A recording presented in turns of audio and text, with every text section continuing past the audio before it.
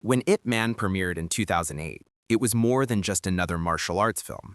It was a cinematic resurrection of honor, humility, and cultural pride, a reminder that strength is not measured by the number of enemies defeated, but by one's ability to endure with dignity.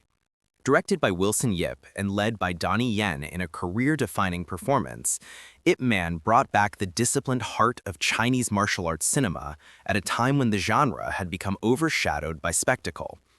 The movie transports viewers to 1930s Foshan, a city celebrated as the cradle of southern Chinese kung fu. Here, martial arts are more than self-defense. They're a way of life. Schools of Wing Chun, Hung Gar, and Choi Li food coexist in healthy rivalry, each contributing to a community of respect and refinement. Amidst this competitive but honorable world lives a quiet man whose mastery outshines them all, Ip Man. Donnie Yen's portrayal of Ip Man is one of quiet power, a man whose confidence is built not on arrogance, but on inner balance. In the film's early scenes, he lives a peaceful life of discipline and humility. He trains daily, receives guests politely, and avoids unnecessary conflict.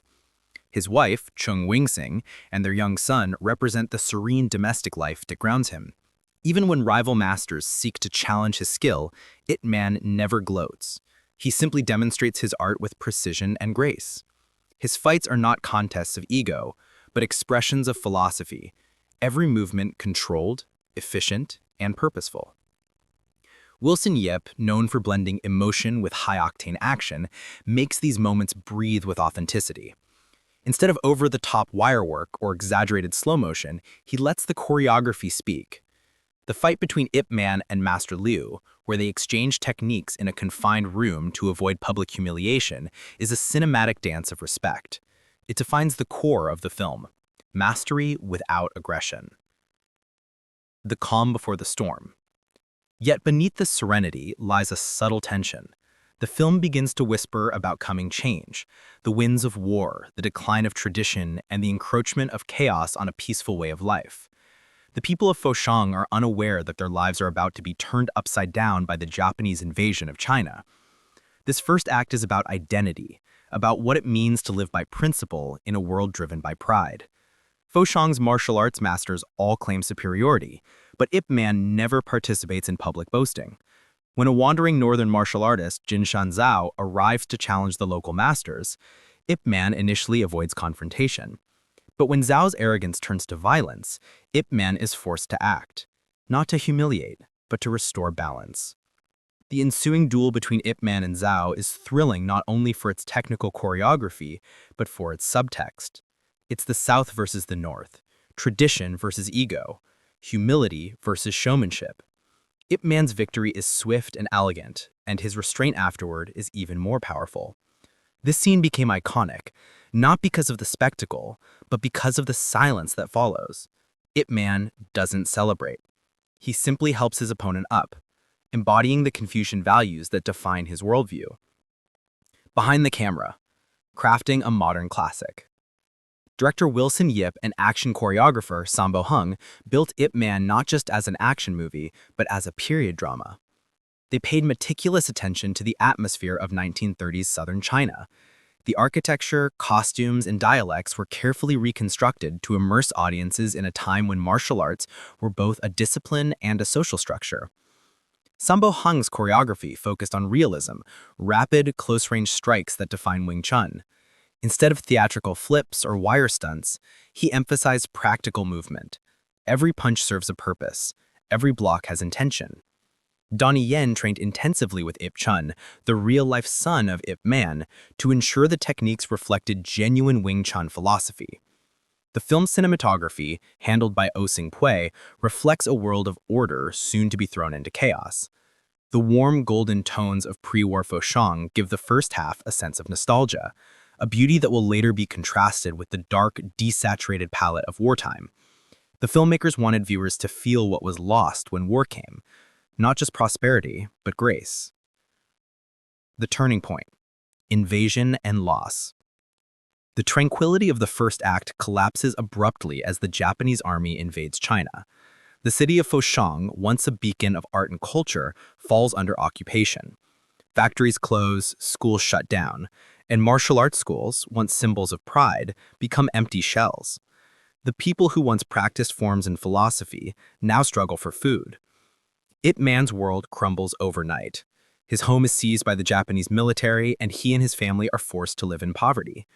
For a man of honor and discipline, this fall of grace is more painful than hunger itself. The film's tone becomes muted, quieter, heavier. The once graceful hero now picks up a shovel to work at a coal yard, surrounded by men who have lost faith and dignity. But while others break, Ip Man remains calm. His integrity is the one thing no soldier can take from him. This resilience sets the foundation for the film's emotional power, the hero who refuses to compromise his values even in defeat. The Japanese General Miura, played by Hiroyuki Ikeuchi, enters the story as both antagonist and a mirror. In Martial Artist himself, Miura sees in Ip Man not an enemy, but a challenge, a man of principle he cannot understand, yet deeply respects. Miura's fascination with Ip Man gives the conflict a philosophical weight. This isn't just a war between nations, it's a battle between two martial ideologies.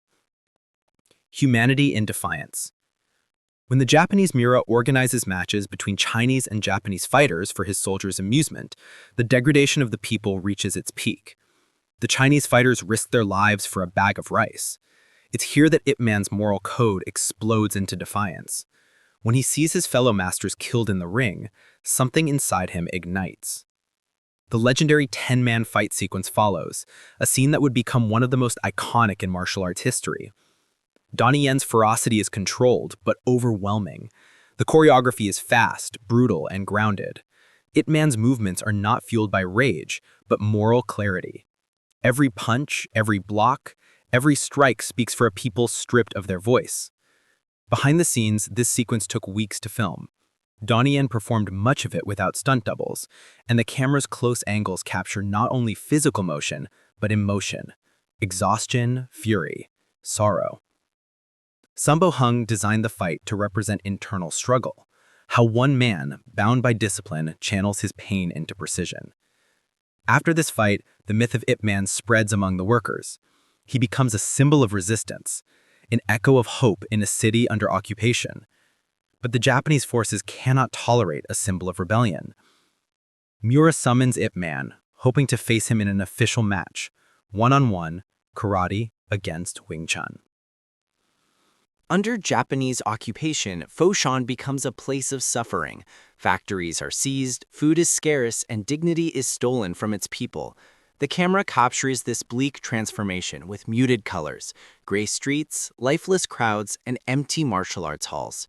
For a nation built on respect and balance, the sight of soldiers abusing civilians is unbearable. Ip Man, once a respected teacher, now works in silence at a coal yard to feed his wife and son, but the fire in him never dies. When he witnesses other martial artists beaten and killed by Japanese fighters for entertainment, his silence ends. His fists, tools of discipline, become weapons of justice. The turning point arrives when General Miura, the Japanese commander, invites local masters to fight his soldiers in exchange for food. At first, Ip Man resists. He has no interest in proving himself, nor does he wish to degrade martial arts for spectacle. But when he learns that one of his friends was killed in these matches, his restraint turns into resolve. The next sequence, the legendary 10v1 fight, is one of the greatest moments in modern martial arts cinema. Ip Man faces 10 trained black belts. The scene is choreographed with breathtaking realism. Donnie Yen's movements are fast, sharp, and merciless. Each strike carries the pain of the oppressed. Each block symbolizes defiance. The fight lasts only minutes, but its emotional weight is monumental. The sound design heightens every hit, bones breaking, fists cracking, until silence falls once again, and Ip Man stands victorious, not for pride, but for dignity. That moment changes everything. For the people of Foshan, Ip Man becomes more than a man. He becomes a symbol of courage. His act spreads whispers of hope in a city where hope is forbidden. But for the Japanese military, he becomes a threat. The duel between philosophies. General Miura, who is both fascinated and threatened by Ip Man's skill, orders him to appear before him. Miura is not a cartoonish villain. He is a disciplined martial artist himself.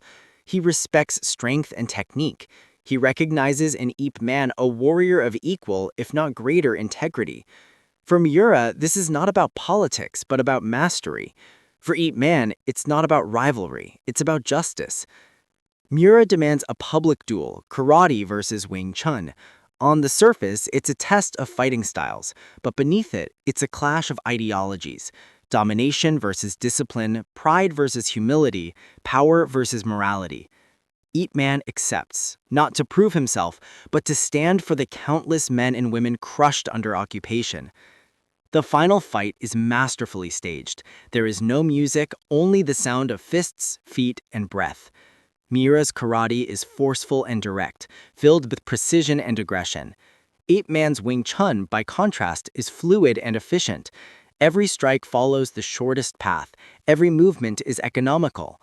Where Miura's power is raw, Ip Man's technique is refined. They circle each other like storm and calm, one loud, one silent. Every exchange reveals not just technique, but philosophy.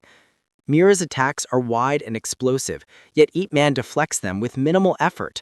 The rhythm of Wing Chun feels like poetry in motion, a living expression of self-control. As the fight continues, Miura begins to falter. The power of karate meets the adaptability of Wing Chun, and soon the general is overwhelmed. The camera lingers on Donnie Yen's face, focused, intense, but not hateful. Ip Man doesn't fight for victory, he fights for meaning. When he delivers the final flurry of strikes, it's as if the collective anguish of his people is unleashed through his hands. Miura falls, defeated, but instead of triumph, there is silence. Ip Man steps back, calm as ever, embodying the true spirit of martial arts, respect even for one's enemy. The moment doesn't last. A furious Japanese officer, humiliated by the general's defeat, shoots Ip Man in front of the crowd. The screen freezes, a symbolic reminder that even heroes are vulnerable to tyranny. The gunshot echoes across the courtyard, but its message is clear. The spirit of a people cannot be killed. Ip Man survives, rescued by his friends. His family flees Foshan, and though the war rages on, his name becomes legend, whispered in alleys, remembered in silence, carried in the hearts of those who refuse to give up. The man behind the legend. Beyond the cinematic drama, Ip Man is inspired by the life of the real Grandmaster Ip Man, the man who would later teach Bruce Lee. Born in Foshan in 1993, Ip Man was known for his calm demeanor and his deep mastery of Wing Chun. He lived through the tumult of Japanese occupation and eventually moved to Hong Kong, where he began teaching openly. His philosophy was rooted in humility and discipline, to fight only when necessary and never for personal gain. Director Wilson Yip and star Donnie Yen took creative liberties to dramatize the events, but stayed true to the spirit of the man. The goal was not documentary accuracy, but moral authenticity. The result was a film that combined factual inspiration with universal truth. Behind the scenes, Donnie Yen underwent intense training under Ip Man's eldest son, Ip Chun, to understand not just the mechanics of Wing Chun, but its psychology. It's not about hitting harder, Donnie Yen once said. It's about balance, patience, and connection with your opponent and with yourself. The film's production design recreated the 1930s Foshan in meticulous detail. Over 100 carpenters and artisans worked to construct the sets, basing them on old photographs and architectural blueprints. Every street, tea house, and courtyard was designed to evoke a sense of memory, a nostalgia for a world that once valued harmony over chaos. Reception, ratings, and awards. Upon release in December 2008, Ip Man became an international sensation. Critics praised it for balancing emotional storytelling with stunning martial arts realism. It received an IMDb rating of around 8 out of 10 and holds over 90% audience approval on major review sites. The Hong Kong Film Critics Society named it Best Film of the Year, and Sammo Hung's choreography won Best Action Direction at the Hong Kong Film Awards. Financially, it was a triumph. Made on a modest budget of about $12 million USD, it grossed over $22 million worldwide, with record-breaking attendance in China, Hong Kong, and Malaysia. The film's success paved the way for a full series, Ip Man 2, 3, and 4, all starring Donnie Yen, each exploring a different chapter of the master's life. But perhaps the greatest impact of Ip Man was cultural. The film revived global interest in Wing Chun, leading to thousands of new students worldwide. It also reshaped the modern image of martial arts heroes, no longer defined by revenge or glory, but by compassion and control. Themes and symbolism. At its core, Ip Man is not about fighting, but about why one fights. It explores discipline as resistance and compassion as strength. The film's message is universal, that true warriors do not seek violence, but peace.